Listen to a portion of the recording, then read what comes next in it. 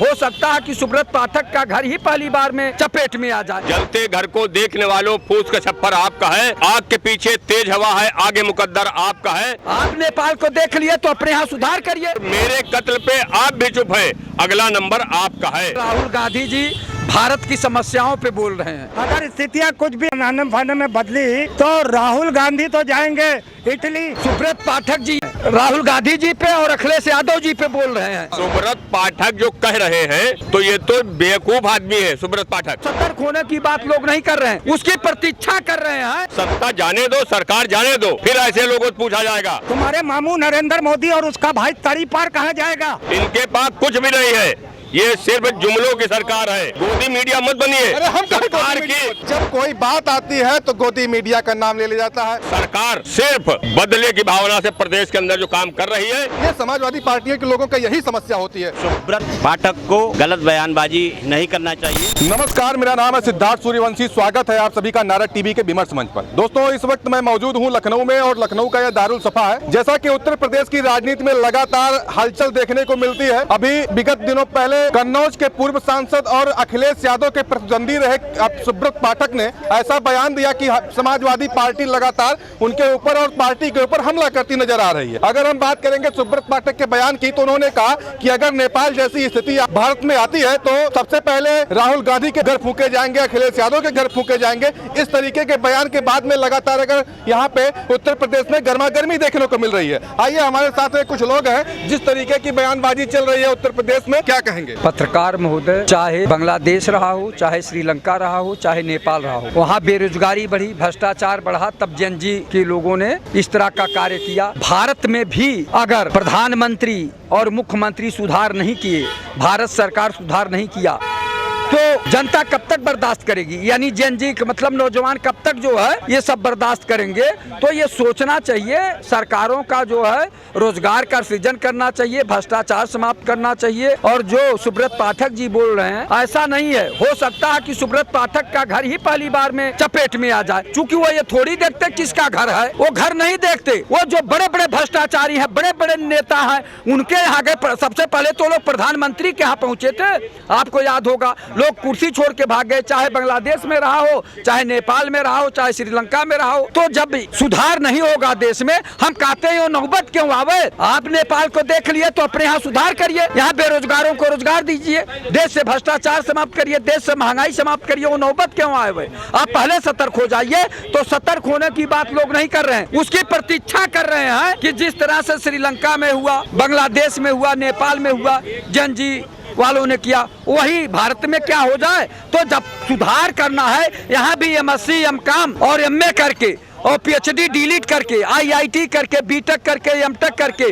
D pharma, B pharma, M pharma करके, ITI polytechnic करके, BEd BTC करके बच्चे बेरोजगारी का दंश झेल रहे हैं, कुंठित हो रहे हैं। भाई 1-2 साल आज बच्चे बैठे रहेंगे, 5 साल, 8 साल, 10 साल कितना वेट करेंगे, कितना प्रतीक्षा करेंगे? तो बेरोजगारी का दंश झेलते झेलते उब जाएंगे।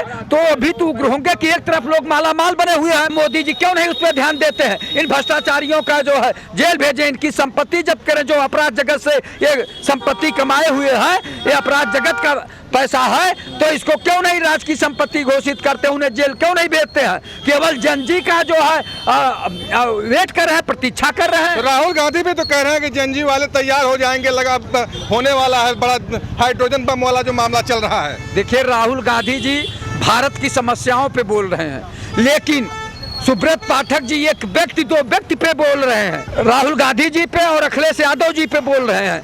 की नौबत आई, या जब ये घटनाएं घटेगी तो कोई नहीं बचेगा। मैं आपको याद दिला दूं, बहुत साल पहले माधवराव सिंधिया जी सदन में बोले थे कि हम चाहे जितने बड़े टीले ऊंचाई पे बैठे रहे, लेकिन गरीबी की बार हमें भी नहीं छोड़ेगी। आज से 15-20 साल पहले उन्होंने बोला था। उस पर कौन ध्यान दे रहा है? ये सरकारें तो निकम्मी हो गई हैं, निष्ठुर हो गई हैं, जनता के खून पसीने के टैक्स से ऐसो आराम कर रही है और जनता गरीबी बेबसी लाचारी में जी रही है। आप बताइए, किसान यूरिया खाद लेने जाता है तो पुलिस के डंडों से पिटवाते हैं, बेरोजगार नौकरी मांगने आता है तो पुलिस के डंडों से पिटवाते हैं, छात्र अपनी बात कहने आता है तो उसके पुलिस के डंडों से हाथ पैर तोड़वा देते हैं, सर तोड़वा दे रहे हैं। नहीं तो क्या लग रहा है कि ऐसा नेपाल जैसा सिचुएशन भारत में आने वाला है? अगर ये लोग नहीं सुधरे तो दिन दूर नहीं है।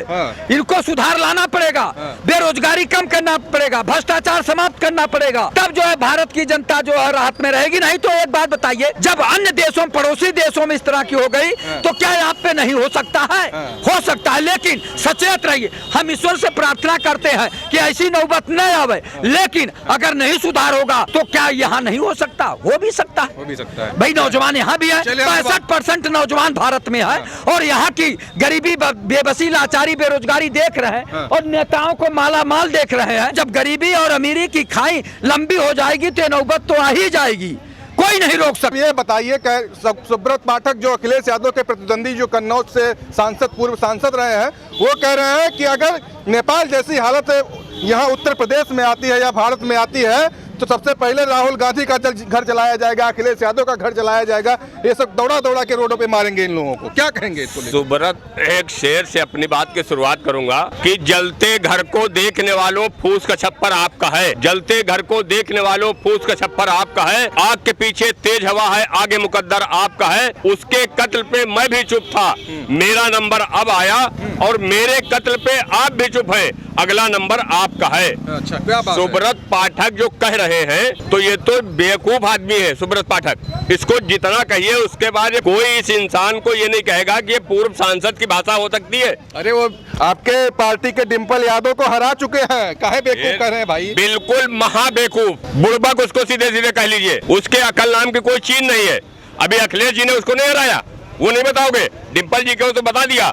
अखिलेश जी ने भी 24 में पटक नहीं दिए तो भूल गए, छठी के दूध उसको याद आ गया होगा, इतनी तकलीफ पटक ने उसको दिया सुब्रत पाठक को। वहाँ के मंत्री कह रहे हैं वोट चोरी करके अखिलेश यादव जीते हैं। कौन? अरे वहाँ के असीम अरुण जो वहाँ के मंत्री हैं। असीम अरुण फिर कैसे जीता? असीम अरुण कैसे जीता? चापलूसी करके वो मंत्री बन गया है, समझे? किन्हीं कारणों से मंत्री बना बैठा है असीम अरुण, जिसकी बात कर रहे हो, वो आईपीएस, समझ रहे हैं? उसकी सारी चीजें सबको पता है। सत्ता जाने दो, सरकार जाने दो, फिर ऐसे लोगों से पूछा जाएगा क्या होने वाला है सत्ता जाने के बाद। सत्ता होने के जब जाएगी तो यह कहते ना, जब सत्ता जाएगी तब पूछे जाएंगे ना। अभी तो जितनी लंबी लंबी हाँक रहे हो, जमीन के ऊपर पैर नहीं रख रहे हो, हवा में उड़ रहे हो कि आज शिक्षा की बात नहीं करोगे, किसान की बात नहीं करोगे, रोजगार की बात नहीं करोगे। जहाँ पर शिक्षा का नाम आएगा वहाँ आप शराब के ठेके खुलवाने का काम करोगे। किसान, आपने कहा 2000 इनके किसान को जो है इनकी आय दोगुनी करेंगे, कहाँ चलेगा इनकी आय दोगुनी? कहाँ चलेगा? 2 साल में 2 करोड़ लोगों को रोजगार। ये सब भारतीय जनता पार्टी के जितने नेता हैं ये सब जुमलेबाजी पे टिके हुए हैं, जुमलेबाजी। इनके पास अगर हिंदू मुसलमान, मंदिर मस्जिद, भारत पाकिस्तान को हटा दो तो इनकी हैसियत नहीं। 10 मिनट आपके चैनल 5 मिनट बोलने की इनकी हिम्मत नहीं है। आज योगी जी बैठे हुए कहते 0 टॉलरेंस उत्तर प्रदेश के अंदर, लूट, हत्या, बलात्कार, राजनी, क्या नहीं आज हो रहा है? चोरी, बुलडोजर, वही कह रहे हैं ना, इनके पास कुछ भी नहीं है। ये सिर्फ जुमलों की सरकार है। इस वजह से कहना है कि अब बहुत ज्यादा टाइम नहीं है।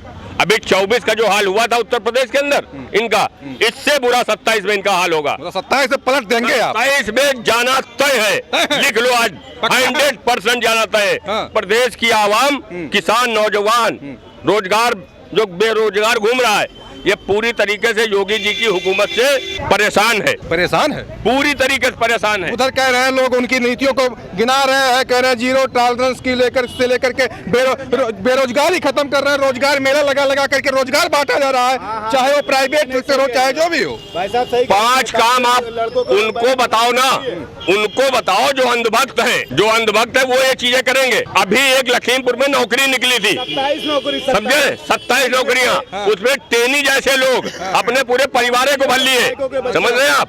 आप किस दुनिया में जीवित हैं? आप निष्पक्ष और ईमानदारी पत्रकारिता करिए, गोदी मीडिया मत बनिए।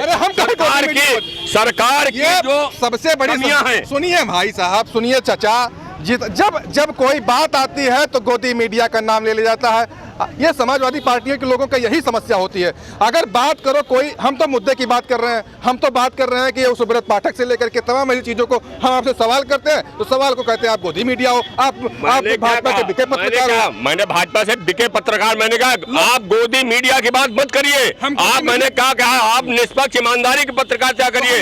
यहाँ पर शिक्षा की बात हो, रोजगार की बात हो, नौजवान की बात हो, महिलाओं की बात हो, इस पे सरकार कहाँ ध्यान दे रही। इस वजह से कहना है कि सरकार सिर्फ बदले की भावना से प्रदेश के अंदर जो काम कर रही है, इसको 2027 में जाना तय है, इसको कोई नहीं रोक पाएगा। और जिस तरीके से उत्तर प्रदेश के अंदर योगी जी बराबर कह रहे हैं, जीरो टॉलरेंस की बात करते हैं, जीरो टॉलरेंस की बात करते हैं। अभी एक बयान और योगी जी का वायरल हुआ है, कह रहे हैं कि 6 शहरों में मेट्रो चालू हो गया, इससे हमारी सरकार में चालू हुआ, उससे पहले नहीं चल रहा था मेट्रो। आप जरा बताइए, जिन 6 शहरों में इन्होंने चलाया है, लखनऊ में जितनी अखिलेश यादव ने छोड़ के गए थे, 7 साल से ज्यादा हो रही है योगी जी को। अखिलेश जी जहां तक छोड़ गए थे, एक पाया मेट्रो का नहीं खड़ा कर पाए। क्या बात कर रहे हैं आप? सिर्फ कह रहा हूं मैं, भारतीय जनता पार्टी की हुकूमतें जहां जहां हैं, वो सिर्फ जुमलों की सरकार है। इनके पास जुमलेबाजी के अलावा दूसरी कोई चीज नहीं है।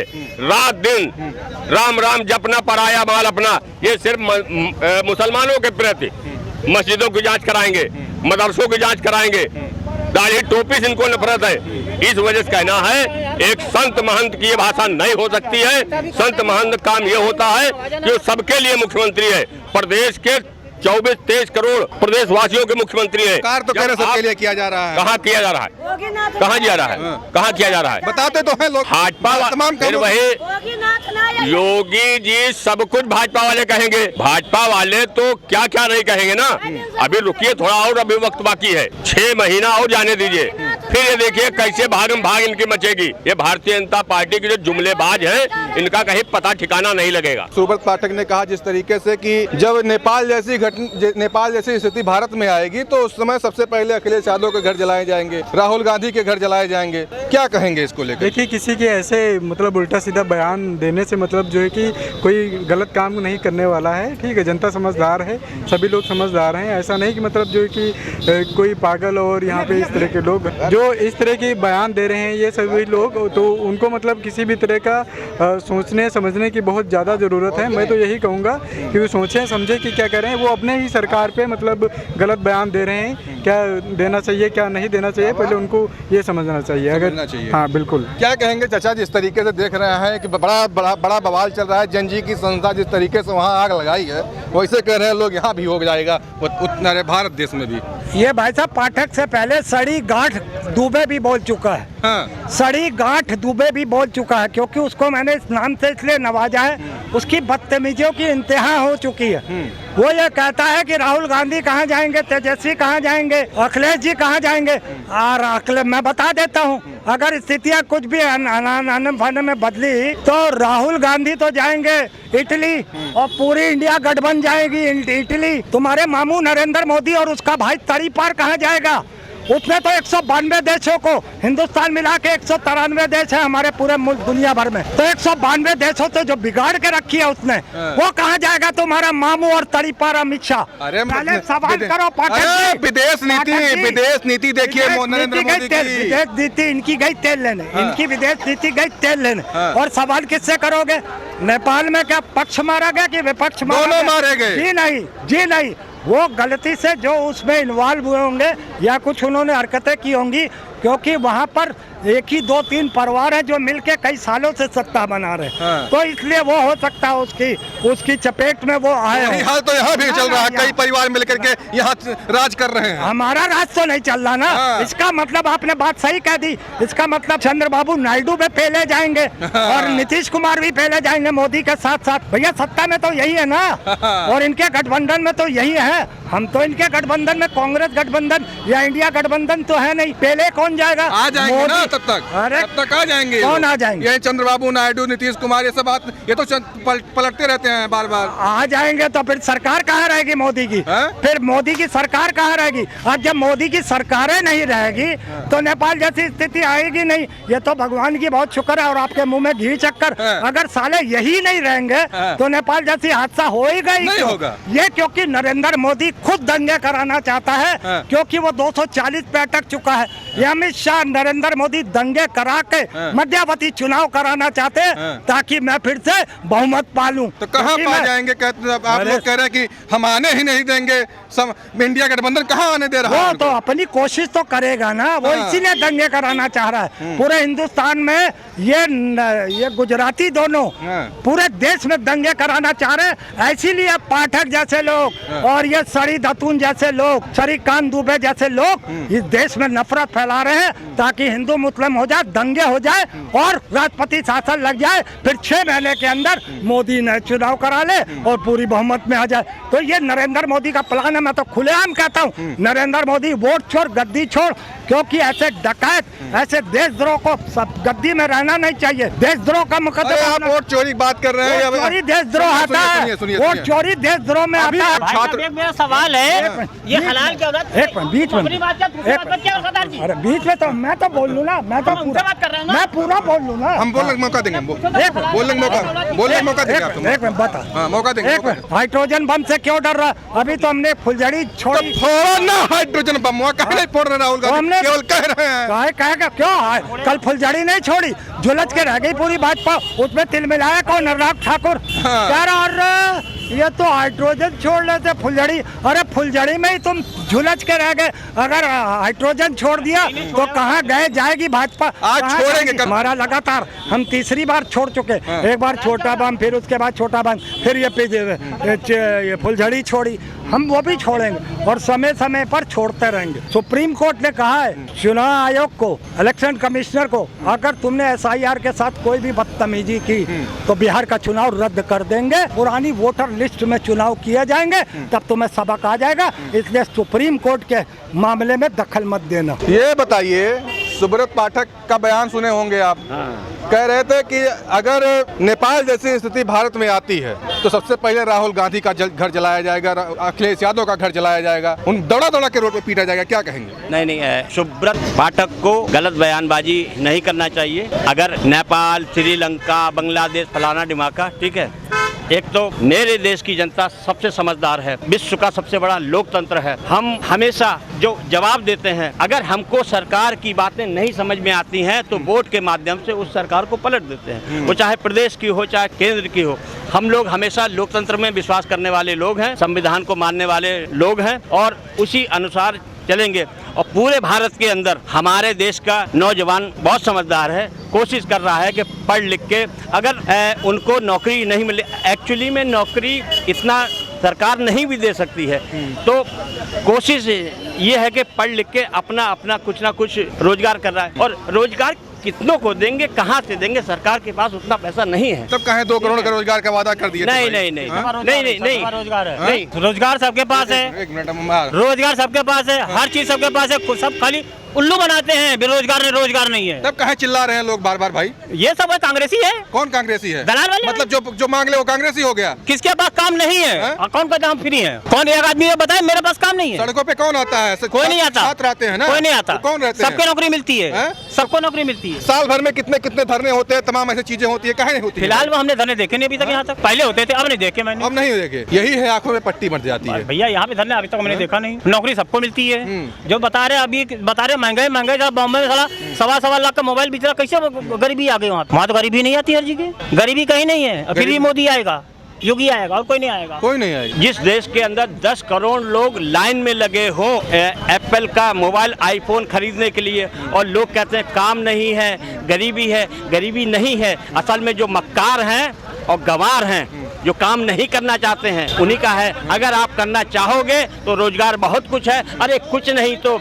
10-20 हजार रुपए लगा के एक बैटरी का रिक्शा निकाल लाओ, अरे 1000 रुपए कमा लोगे। अरे पढ़े लिखे लोग क्या करेंगे? वो भी बैटरी से चलाएं। अरे ठीक है भैया, इतनी नौकरी सरकार के पास नहीं है, सरकार के पास फिजूल का पैसा नहीं है कि सबको रोजगार अपना दे देगा। इसीलिए भी पैसे तो दबाता है, कहते हैं पकौड़े तलने के लिए बोल देते हैं, ये करने के लिए, जो जूता पॉलिश करने के लिए बोल देते हैं, नाई की दुकान खोल लो। नहीं, होता क्या है कि हर आदमी ने अपना अपना रोजगार छोड़ दिया है। नाई होता था, उसने भी सोचा कि भैया हमको शर्म लगती है। ठीक है, कुमार ने अपना काम छोड़ दिया है, हर आदमी ने अपने अपने काम छोड़ दिए हैं, सबको नौकरी चाहिए। 150 करोड़ लोगों को कहाँ से रोजगार दे सकती है सरकार, कहाँ से पैसा आएगा? ठीक है, तो कहने का मतलब है स्वयं का रोजगार खोजो। चाइना में लोग चिल्लाते नहीं है कि हमको सरकारी नौकरी चाहिए, उनको भी वो अपना स्वयं का रोजगार करते हैं। हर घर में कुछ ना कुछ बनता है, हर घर में खिलौने बनते हैं। जापानी लोग किस लिए आगे हैं? वो नौकरी नहीं मांगते हैं, धरना नहीं करते हैं, वो अपने घर में काम करते हैं, फैक्ट्रियों में अपना ये काम करते हैं। लेकिन हमारे यहाँ का रोना है हर चीज में। अगर किसी का बच्चा नहीं पैदा हो रहा ना, तो मोदी के कारण नहीं हुआ, योगी के कारण नहीं हुआ। अरे यार, बच्चा भी मोदी का करने। हाँ, अरे लोग ऐसे चिल्लाने वाले हैं कि भैया हमारे घर में बच्चे नहीं पैदा हो रहे हैं, और पैदा करके करेंगे क्या? हम खिलाएंगे कहाँ से? तो मोदी के कारण है, योगी के कारण है। बड़ा अपना कुछ नहीं करेंगे, आत्ममंथन नहीं करेंगे, बाहर नहीं निकलेंगे। ठीक, हाँ, दारू के लिए पैसा है, काम नहीं करेंगे। नशे में क्या बोलते हैं? अरे क्या चिंता है, मोदी योगी तो खिला रहे हैं, राशन तो आ जाता है, 60 किलो राशन आ जाता है।